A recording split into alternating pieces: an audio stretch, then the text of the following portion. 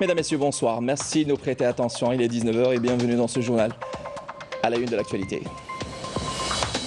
Le président de la République, chef suprême des forces armées et ministre de la Défense nationale, Al-Majid Tebboune, présidera demain une réunion du Conseil des ministres. Le président examinera nombre d'exposés relatifs à plusieurs secteurs. Réunion du gouvernement aujourd'hui à l'ordre du jour, l'examen d'un avant-projet de loi et de 2 projets de décrets exécutifs relatifs au secteur des finances, de l'énergie et des mines. Les détails dans ce journal. Immersion dans les coulisses des services de la conservation des forêts de Tizi Ouzou et nous parlerons de l'après-incendie et opération de reboisement avec notre invitée sur le plateau, Madame Ilham Kebouya, directrice de la protection de la faune et de la flore à la Direction générale des forêts.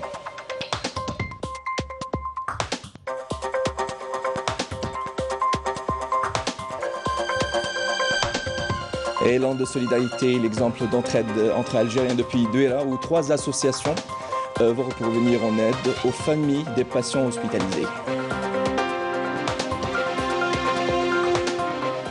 Bienvenue à vous tous. Le président de la République, chef suprême des forces armées et ministre de la Défense nationale, Al-Majid Tebboune, présidera demain une réunion du Conseil des ministres. Tebboune examinera un nombre d'exposés relatifs au secteur de l'intérieur, des collectivités locales, de la justice, des finances, du travail, de l'emploi et de la sécurité sociale, de l'industrie pharmaceutique, de l'information audiovisuelle et de la culture. Le Premier ministre, ministre des Finances, M. Ayman Ben Abdelrahman, a présidé ce samedi 21 août 2021 une réunion du gouvernement tenue en visioconférence. Le gouvernement a entendu un exposé relatif à l'avant-projet de la loi portant règlement budgétaire pour l'exercice 2019 élaboré par le secteur des finances et ce, en prévision de sa présentation lors d'un prochain Conseil des ministres.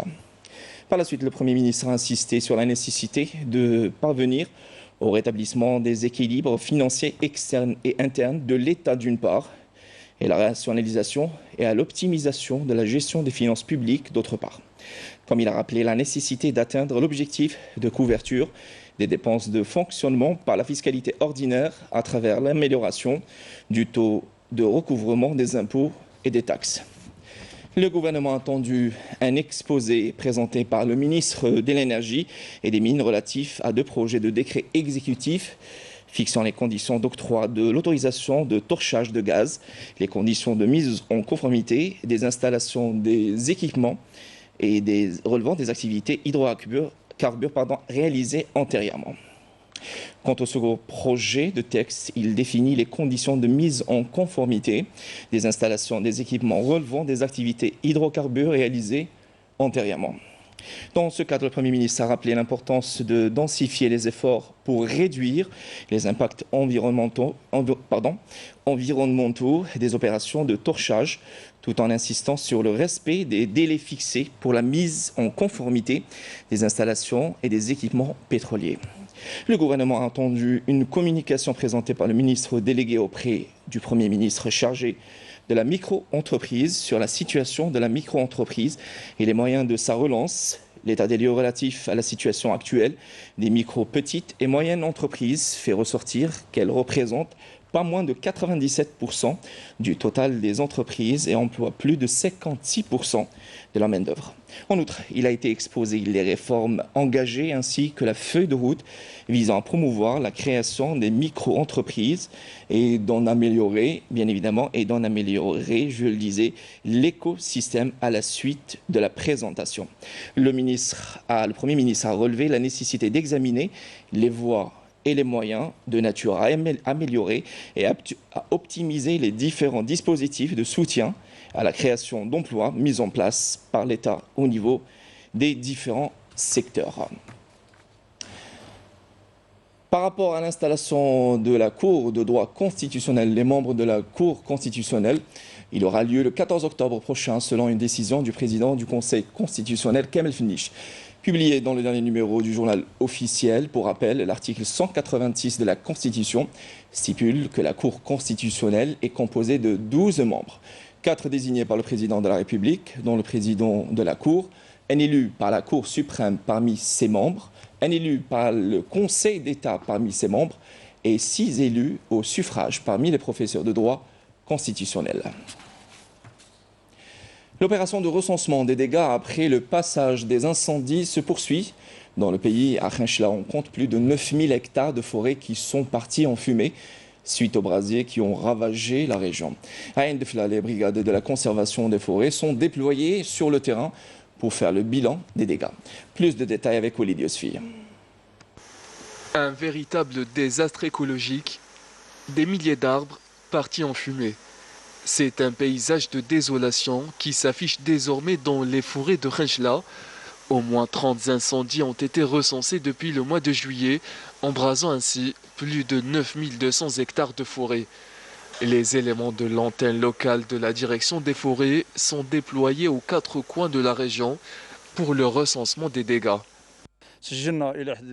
Nous avons enregistré jusqu'à aujourd'hui 33 incendies. Les feux ont ravagé 9241 hectares de forêt, dont plus de 64 hectares d'alpha. Le premier incendie s'est déclaré le 4 juillet et a duré pendant toute une semaine, brûlant ainsi 8624 hectares, l'équivalent de 90% du bilan global. Même constat sur les hauteurs de l'Amara, près de Ain Defla. Plus de 2000 hectares de forêt ont été calcinés. Les agriculteurs et les éleveurs sont les premiers à en subir les conséquences. Ces aviculteurs ont perdu tout leur élevage en l'espace d'une seule nuit. Un désastre qui, fort heureusement, n'a engendré aucune perte humaine. J'ai perdu 5000 poulets que je m'apprêtais à vendre. Le résultat de plusieurs mois de travail est parti en fumée. Un véritable désastre. J'appelle l'État à nous venir en aide. L'incendie était très intense ici. Nous avions tous peur pour nos vies. Plusieurs arbres et animaux ont été calcinés par les flammes. Nous avons enregistré 22 incendies dans la région.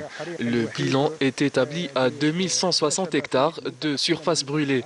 Le feu qui s'est déclaré dans la région de l'Amara a décimé 2084 hectares de forêt, l'équivalent de 96% du bilan global. Dieu merci, nous n'avons enregistré aucune perte humaine dans la région. L'opération de recensement se poursuit toujours.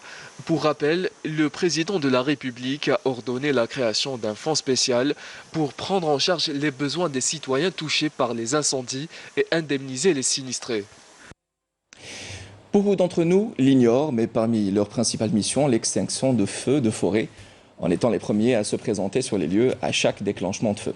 Il s'agit là des gardes forestiers. Pour en savoir davantage sur ce beau et noble métier, Naïm El Walish nous propose cette immersion dans les coulisses de la conservation des forêts de Tizi Ouzou, où des hommes et des femmes sont engagés et mobilisés pour protéger la richesse faunistique et floristique de la région. Reportage. Ils sont les premiers à intervenir sur le front des incendies, comme ici à Harouza, sur les hauteurs de Tizi Ouzou, où un feu s'est déclenché jeudi et fut tout de suite maîtrisé par les services des forêts de la wilaya. Nous venons d'éteindre un feu qui s'est déclaré à 9 h du matin sur les hauteurs de la ville de Tizi Ouzou. Donc c'est la forêt Amraoua, canton Harouza. Il y a lieu de dire que c'est un canton qui compte une grande population, très habité.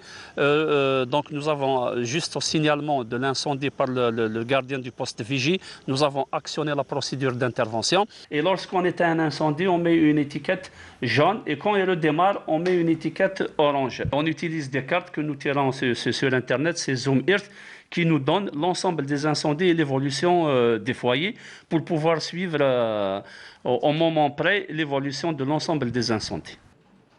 Le procédé est rodé. Un vigie placé sur le point culminant de la ville scrute intégralement l'horizon. C'est lui qui en premier donne l'alerte s'il voit un départ de feu. L'alerte est ensuite répercutée au service radio qui, à son tour, informe les brigades mobiles équipées de 4x4 avec citerne. Ceux-ci foncent alors à vive allure, sirène tout hurlant, sur le lieu des incendies. Il y a l'opérateur qui a reçu une alerte. Celui qui lui a donné l'alerte, il a demandé l'autorisation d'appeler la brigade de première intervention qui devait et qui est parti pour faire qui a pris départ pour faire la première intervention. Donc le rôle de l'opérateur ici, c'est d'enregistrer ces alertes, de les répercuter sur sur les brigades de première intervention et de suivre l'évolution de l'incendie. La situation a été calme jusqu'au 9 à 8h30. Après, au-delà, donc avec l'arrivée de la canicule, on a enregistré beaucoup d'incendies. Donc la situation n'était pas stable. Donc on a assuré la permanence 24/24 au bureau pour assurer les permanences et recueillir l'information nécessaire avec bien sûr le demande de renfort et des moyens pour faire face aux incendies. On a dépassé la centaine d'incendies, donc nous sommes à 174 foyers d'incendie, tous à Tizi Ouzou, dans la wilaya de Tizi Ouzou. Bien sûr, ça concerne diverses régions de la wilaya. Toute la wilaya a été touchée. Une quarantaine de communes sur les 67 que compte la wilaya de Tizi Ouzou. Il y a eu énormément de dégâts. La superficie touchée par les flammes, brûlée, calcinée, elle va frôler les 40 000 hectares selon notre estimation. Il y a eu beaucoup de pertes concernant les oliveraies. Donc l'olivier, comme vous savez, c'est une richesse de la wilaya de Tizi Ouzou, très prisée par la population.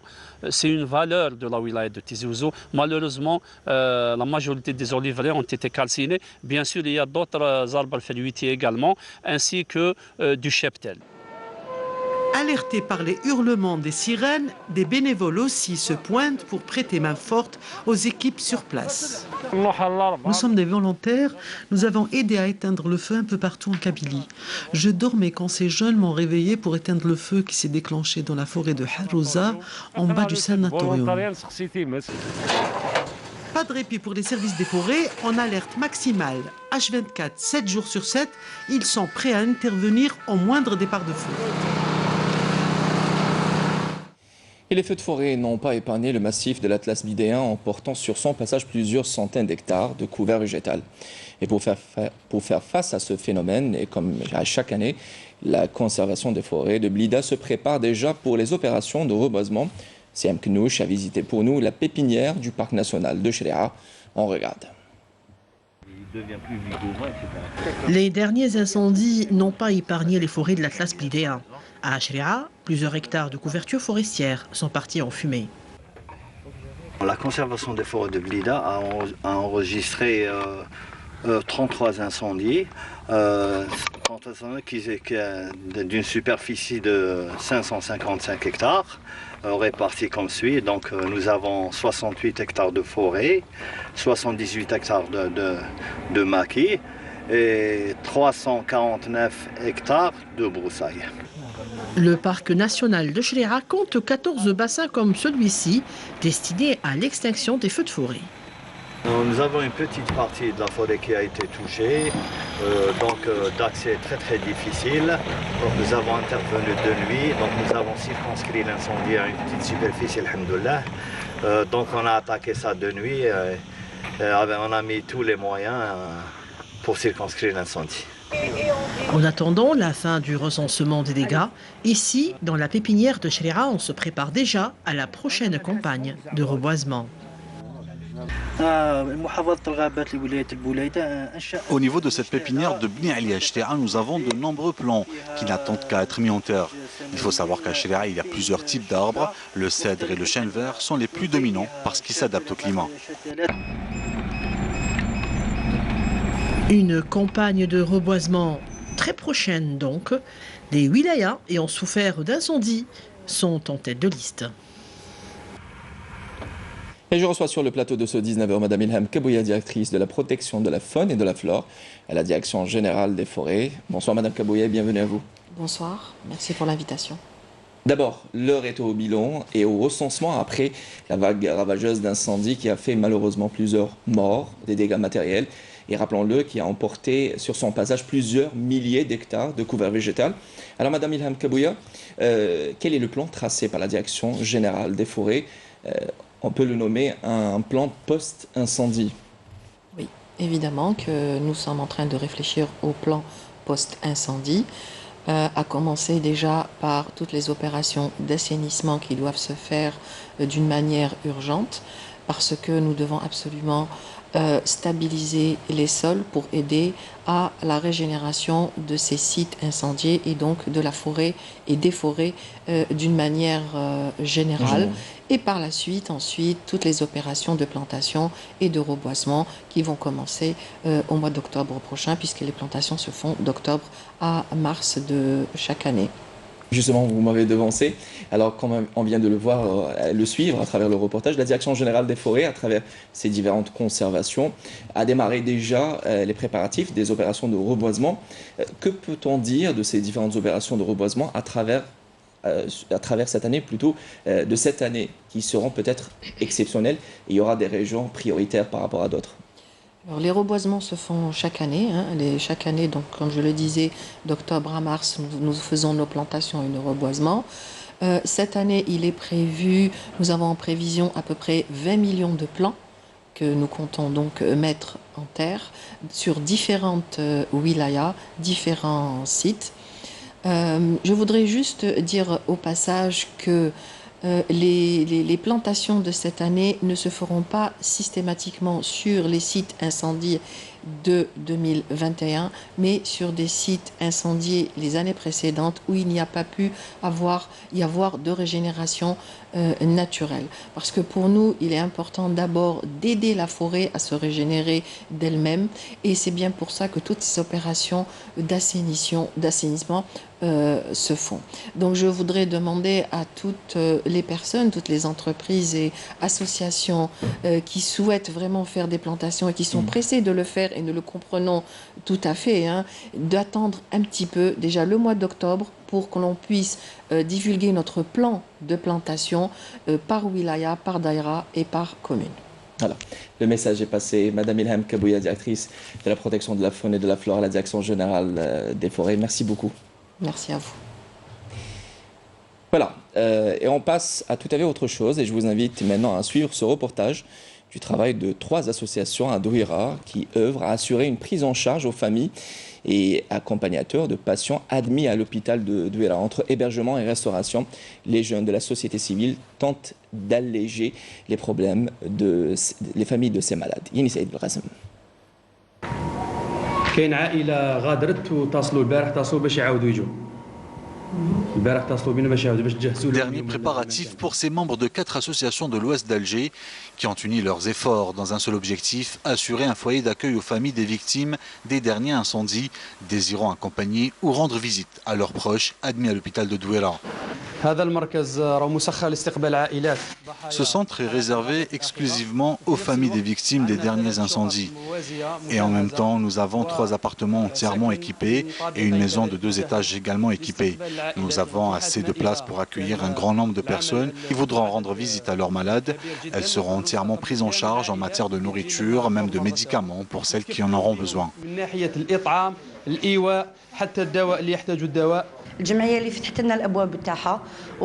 Nous sommes 4 associations. Nous avons décidé de nous unir afin de prêter aide et assistance aux familles des victimes des incendies. Nous avons également participé aux dernières campagnes de solidarité. Nous accueillons des familles de Tizi Ouzou, de Chlef et même de Tougourt.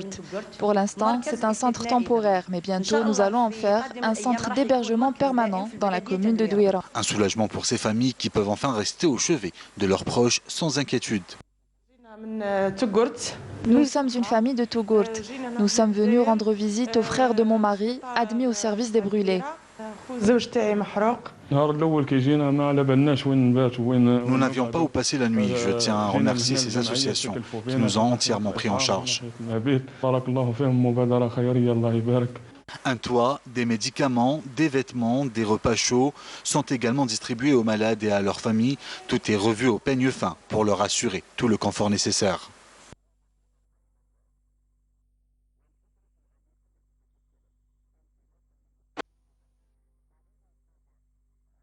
Santé à présent, le bilan actualisé de la propagation de la Covid-19 en Algérie fait état de 515 nouveaux cas testés positifs, 486 guérisons et 27 décès enregistrés par le ministère de la Santé. Selon des spécialistes, l'Algérie a dépassé le pic de la 3e vague de contamination à la Covid-19. Ceci n'est pas synonyme de relâchement, bien au contraire, la distanciation sociale physique, le port du masque et l'administration du vaccin anti-Covid sont vivement recommandés. Prévus en octobre, les préparatifs de la prochaine rentrée universitaire se poursuivent dans le pays. L'exemple à Alger et à Chlef, où de nouveaux pôles universitaires ont été réceptionnés ou sont en cours de finalisation. Des réalisations destinées à renforcer le secteur de l'enseignement supérieur et la recherche scientifique. Olivier Fille. Le tant attendu pôle universitaire des sciences et technologies de Sidi Abdallah à Alger sera réceptionné cette année. D'une capacité de 6000 places pédagogiques, il comprend entre autres 2 grandes écoles supérieures. L'une sera dédiée aux mathématiques et l'autre à l'intelligence artificielle, totalisant 2000 places pédagogiques. Le pôle ouvrira ses portes aux étudiants dès la prochaine rentrée scolaire. Nous avons atteint les 95% du taux de réalisation. Nous faisons aujourd'hui le nettoyage du site et le raccordement au réseau d'AEP et d'électricité. En plus du volet pédagogique, nous prévoyons de livrer 6000 nouveaux lits au profit de la résidence universitaire. Nous avons un autre programme en plus de Sidi Abdallah qui comprend 4000 places à l'université de Bouzaria et 1000 autres à l'université de Dal Ibrahim. Nous pourrons ainsi livrer près de 11 000 places pédagogiques à la prochaine rentrée universitaire et 750 nouveaux lits dans la résidence universitaire de Bab Zouar.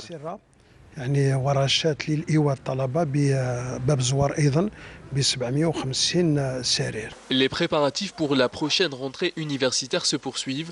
La wilaya de Chlef, quant à elle, s'est dotée d'un tout nouveau pôle universitaire et d'un institut des sciences de la mer, des projets qui viennent renforcer le secteur de l'enseignement supérieur et de la recherche scientifique de la région.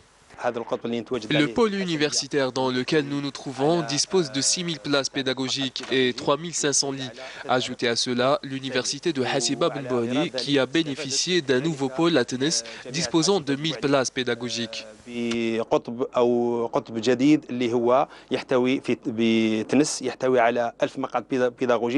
Deux autres résidences universitaires d'une capacité de 3500 lits sont en cours de finalisation au niveau du pôle universitaire de l'Hassainiya à Chlef, des constructions qui seront livrées durant la prochaine rentrée universitaire. Et au sud du pays, plus exactement à Outoul, dans la wilaya de Tamanrasset, et à l'image de plusieurs métiers artisanaux, l'unité de transformation de marbre et de granit rencontre quelques difficultés et peine à avancer en raison de la crise sanitaire. Yanis Saïd Belkacem nous en dit plus. Ce sont beaucoup de dalles et de pierres en granit qui s'entassent dans cette carrière d'Outoul à Tamanrasset. Elle fait partie des 20 points d'extraction de cette roche répartis à travers la wilaya. L'unité de transformation implantée ici s'étale sur une superficie de 20 hectares et compte plusieurs installations. Cependant, depuis la crise sanitaire, la production de marbre et de granit fonctionne au ralenti. Aujourd'hui, seulement 4 employés font tourner les machines. La capacité d'extraction est actuellement de 25% seulement. Nous ne sommes que 3 à 4 personnes à travailler ici. Car le premier problème auquel nous faisons face est le consommable. C'est-à-dire que les outils utilisés pour découper la roche sont importés de l'étranger. Et actuellement, tout est fermé. D'une capacité de production de 900 mètres carrés par jour, cette unité créée en 2017 permet de transformer cette pierre naturelle en 4 sortes de dalles de granit de différentes couleurs. L'entrée en service de cette unité de transformation a été retardée plus d'une dizaine de fois car l'alimentation électrique posait problème. Il faut savoir que nous avons un produit de qualité et si ce n'était pas la crise actuelle, nous aurions pu avoir une production plus importante, voire même exporter notre produit.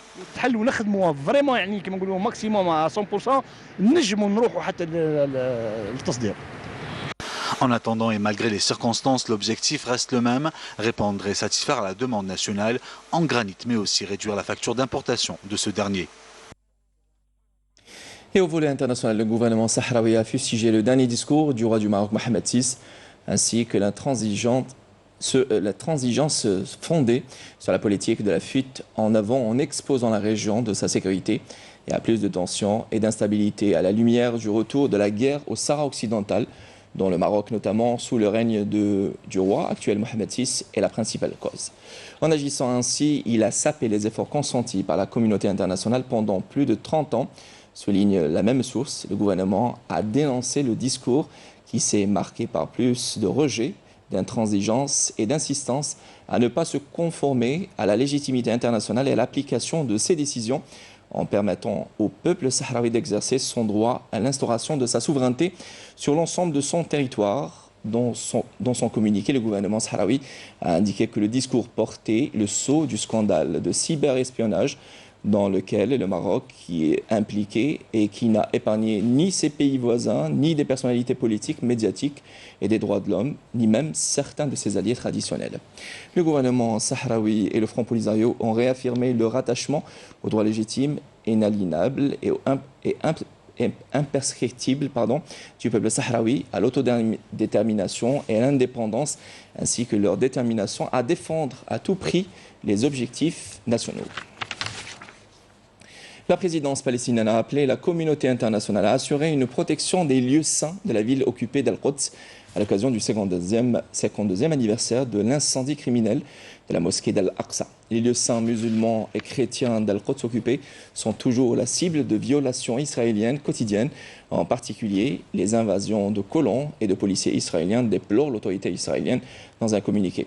L'entité sioniste ignore toujours les résolutions de l'ONU exigeant de préserver le caractère sacré des lieux religieux, en particulier la mosquée d'Al-Aqsa, comme un lieu de culte musulman sacré, rappelle-t-elle, exhortant l'entité sioniste à respecter la résolution 2334 du Conseil de sécurité, réaffirmant que les activités de colonisation israélienne en Palestine occupée sont illégales, y compris à Al-Quds. Retour au pays, à présent, les agriculteurs de la wilaya de Tébessa se lancent dans la maïsiculture, autrement dit la culture du maïs. Une première expérience soutenue par le ministère de l'Agriculture et de la Direction des services agricoles de la région. Yasmine Saoudi. Après la pomme de terre, c'est vers la maïsiculture que plusieurs agriculteurs de la wilaya de Tébessa se sont tournés. Une première expérience qui vise à couvrir les besoins du marché en aliments pour bétail. C'est la première expérience que nous effectuons. J'ai exploité 5 hectares. Si j'obtiens une bonne récolte, je planterai une plus grande quantité.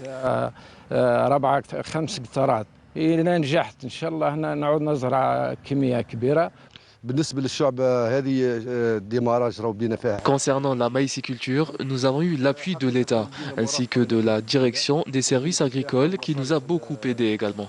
Près de 200 hectares ont été consacrés par la direction des services agricoles au profit des agriculteurs de la wilaya désirant se lancer dans cette filière. C'est la première expérience du genre dans la wilaya. Nous aspirons à doubler les exploitations les prochaines saisons. J'appelle tous les agriculteurs à rejoindre ce programme dédié à la maïsiculture afin de contribuer à la relance économique, notamment avec la flambée des prix mondiaux de cette céréale et plantes fourragères en même temps. L'Office national des aliments du bétail a entamé la signature des contrats commerciaux en vue de l'acquisition de la récolte des agriculteurs faisant partie de ce programme de production de maïs pour la saison 2020-2022. Plusieurs mesures incitatives ont été prises dans le but d'encourager cette filière, mais aussi de contribuer à la réduction des importations.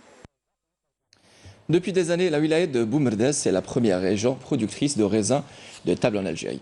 La wilaya couvre 50% de la production nationale. Cette année, ce sont plus de 3 millions de quintaux de différentes variétés de raisins qui sont attendus. Attention, âme sensible amatrice de raisins, s'abstenir. Yasmine Saoudi. Plus que quelques jours avant la récolte du Red Globe, une variété de raisins particulièrement appréciée par les consommateurs. Leader au niveau national et première productrice de raisins de table, la wilaya de Boumerdes couvre 50% des besoins du marché national en la matière. Nous produisons plusieurs variétés, notamment le Sabel, mais du Red Globe également. C'est une variété qui se conserve très bien. Située à Korso, d'une superficie de 15 hectares, les frères Omlel ont dédié leur exploitation agricole exclusivement à la culture du raisin. Nous avons commencé notre activité en 2005. Nous sommes parmi les premiers à avoir cultivé la variété du Red Globe en Algérie. Ces derniers temps, nous avons connu quelques difficultés, notamment avec la crise sanitaire, mais aussi avec le mildiou qui a touché une partie de notre production. Le mildiou, un champignon pathogène parasite, véritable cauchemar des agriculteurs. Ces dernières années, le mildiou a lourdement impacté notre récolte. Il faut un entretien particulièrement précis et malheureusement, le traitement est assez cher. Cette année, ce sont près de 17 000 hectares de vignobles qui sont exploités dans la wilaya de Boumerdès, avec une prévision de production de près de 3 millions de quintaux. Voilà, c'est la fin de ce journal. Mesdames, Messieurs, merci de nous avoir prêté attention. Tout de suite, l'info, on continue avec la page météo. Elle est signée Fali El Chir. J'aurai le plaisir de vous retrouver le week-end prochain. Bonne soirée sur Canal Alger. Au revoir.